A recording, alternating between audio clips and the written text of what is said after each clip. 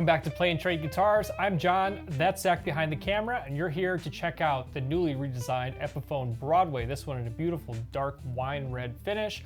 Price tag $999 USD with a backpack case. I'll tell you everything you need to know to figure out if this is the guitar for you. I'll put it on the bench and pull it apart. Of course, I'll plug it in and play it. At the top, remember, if you're in the market for this guitar or any new gear, click to buy using our link. It really does help us when you buy gear using our link. And you can also be in it to win it. We're giving away a Les Paul Gold Top Deluxe guitar. It's beautiful. You can use our sign up link in the description and just make sure you're subscribed to our channel. All right, let's kick it off with a look at this beautiful new redesigned Broadway. This is a luxurious Archtop guitar from Epiphone, who was for many decades the king of Archtop guitars. Let's check it out and get it out of its case. All right, well, the Broadway is like a big, beautiful pontoon boat of a guitar. It does come with this backpack gig bag. I'd probably recommend a hard shell case for it though, if you do pick it up. But this will do the trick. It is included in the price. All right, check that out. Now stick around after my playing demo. I will give you my raw reaction to playing this guitar as well as a final score.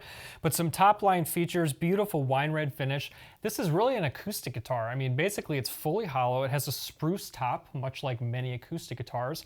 It does have laminated maple back and sides. And look at this, you've got a floating Pau-Ferro bridge with an Indian laurel fretboard, beautiful mother of pearl block inlays on this guitar. Just a big jazz box with beautiful warm tones, which you'll hear when we plug in.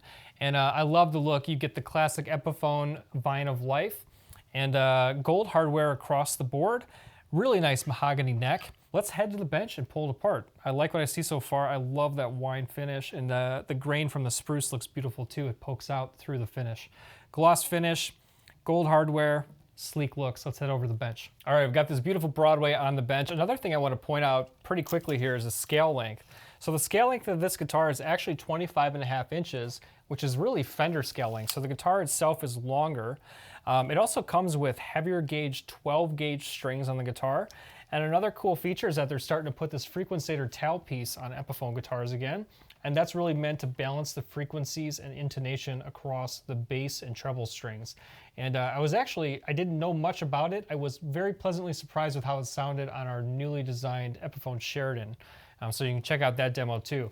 But again, it's got the floating bridge, so you'll kind of have to get intonation by having that bridge in the correct position. Let's get the strings off and we can talk more about what's going on under the hood.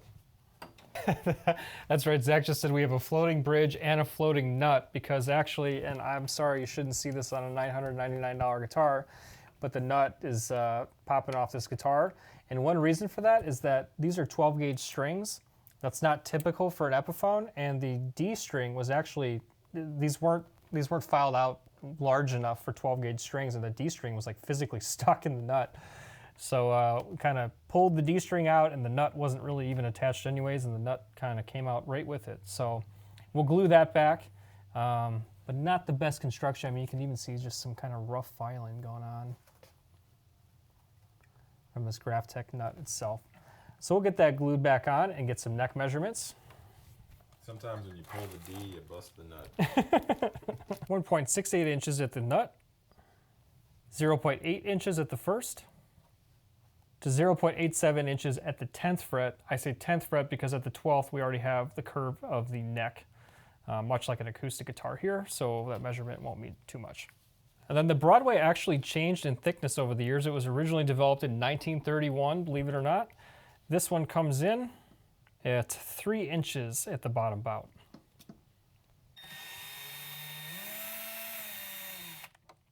All right, flipping up these humbuckers, we have the Alnico Classic PRO humbucker in bridge and neck position. We can flip on the multimeter and get a reading. And again, it's fully hollow. It's basically an acoustic guitar.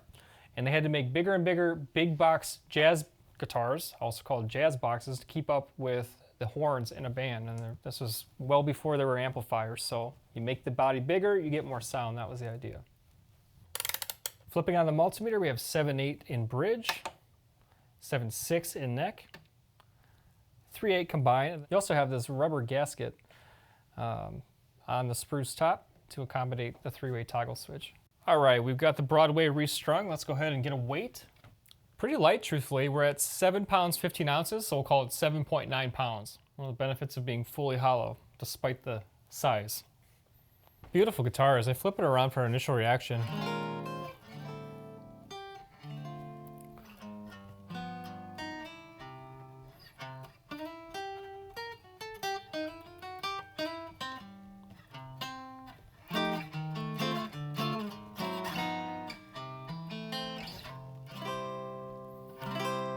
One thing I want to tell you about a jazz box is, although I say it's an acoustic guitar, what you hear when you play a jazz box like this is not what you associate when you play like a flat top acoustic guitar, like a Gibson acoustic or a Martin acoustic. So put that out of your head, because the way a jazz box sounds unplugged, it has a lot more highs and a lot less lows. But when you plug it in, that's where it really shines. The neck itself feels great. The construction on this guitar, apart from having to re-glue the nut, and I really think that actually re-gluing the nut was because this guitar has 12 gauge strings on it. You can really feel the full voice of this guitar, despite that kind of characteristic jazz box tone I was just talking about unplugged.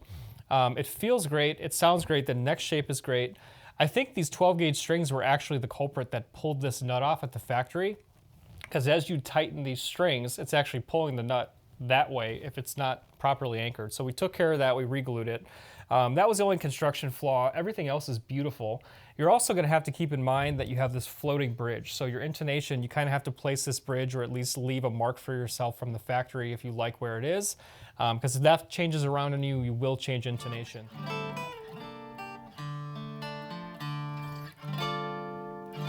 Good even response. Again, not like an unplugged sound, not an unplugged sound with a huge bass response, but let's plug it in. That's the fun part. Remember, if you're in the market for a guitar like this, click to buy using our link. It really does help us out. And now as I prepare to plug it in, I'm going to show you clean tones. We will dirty it up a little bit, because why not? And then we'll put it behind a track and let it sing. Drop a comment as we go, and on the other side of the playing demo, I'll give you a raw reaction as well as a final score. So let's get plugged in and get to work. I'm excited about this one. Let's see if I have any jazz chops left in me at all.